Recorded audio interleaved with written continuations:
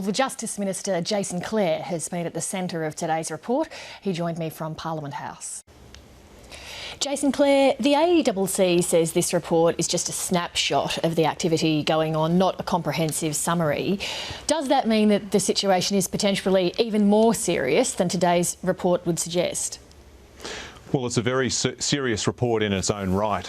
It's the result of 12 months of investigation and more than 30 coercive hearings. The Crime Commission has the powers of a standing royal commission. It's got the power to force people to give evidence, and those 30 coercive hearings have given us a snapshot into what's happening here. It shocked me, it shocked the Commissioner himself. It's evidence that the problem of prohibited drugs in sport is widespread and bigger than we anticipated. You mentioned the 30 coercive hearings, but the report itself is actually very general. It doesn't name any names, it doesn't name any specific clubs. Did those hearings get actually hard evidence that, for example, Coach Y injected player X with illegal performance-enhancing substances? Yeah, that's a good question, Lee, and the answer to that is yes, it did. This is an unclassified version of this report, but there's a classified version as well, and that's been provided to the Australian Federal Police as well as the state and territory police across the country, because the work that the Crime Commission does as an intelligence organisation is collect information, sometimes coercively.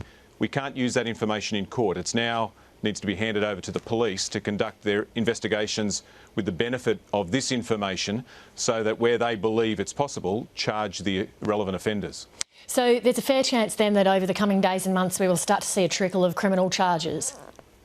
Well, that'll be a matter for police to make the decision when to charge, when they believe they have sufficient evidence. But the point I was making today is don't underestimate the amount of information that we already have. And if you believe you have something to tell us or you've got a reason to put your hand up and come forward now, and the Australian Anti-Doping Authority will work with you. But if you wait until the police knock on your door, then it's going to be a different story. The report finds that organised crime groups are taking advantage of a gap in the current legislative and regulatory regime because people who supply certain substances to athletes aren't doing anything illegal. What is the government doing to close that loophole? Well, it finds that there's organised crime right throughout the supply chain of these drugs. And Lee, just to explain, we're talking about illicit drugs like cocaine, but we're also talking about legal drugs that are not that players can't use when they're playing sport, peptides, hormones and so forth. And we've found that organised criminals are involved in setting up front companies. They're involved in working with the chemists or the pharmacies that produce these drugs. They're working with the doctors that sometimes write scripts as well, but they're also working with the sports scientists and the coaches in the teams in providing drugs to the players. If there's a gap there, then it needs to be filled. The Crime Commission has identified a number of areas where we need to tighten up the work that we're doing, and I'll work with the Crime Commissioner and the government to make sure that we do that. We heard not so long ago about pretty extensive corruption in customs. Is that in any way linked to these materials getting into the country?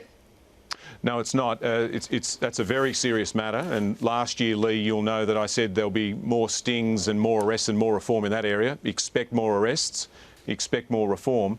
But this is different. What we're dealing with here are drugs that in their raw form are imported legally into Australia and then using pharmacies are turned into these drugs, these peptides or these hormones, and then go to anti-ageing clinics or doctors provide prescriptions for players to use them. It is true though, Lee, that these drugs also come into the country in a completed form. Where that happens, that can be illegal.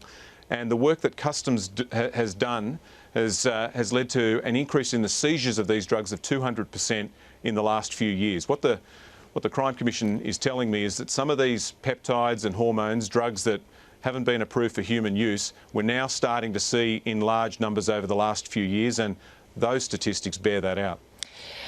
Part of the report is about drugs, as we've mentioned. The other part of it is to do with match fixing.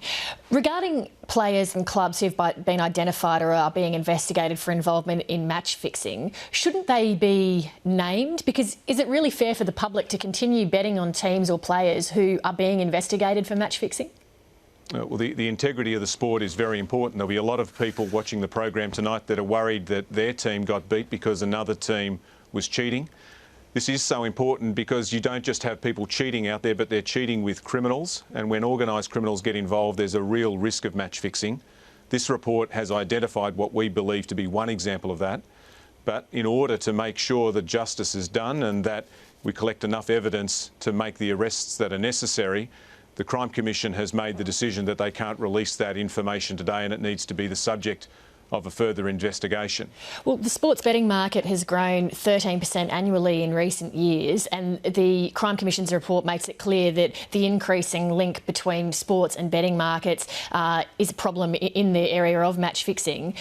Is there a case for a freeze on sports betting until these matters are fully investigated?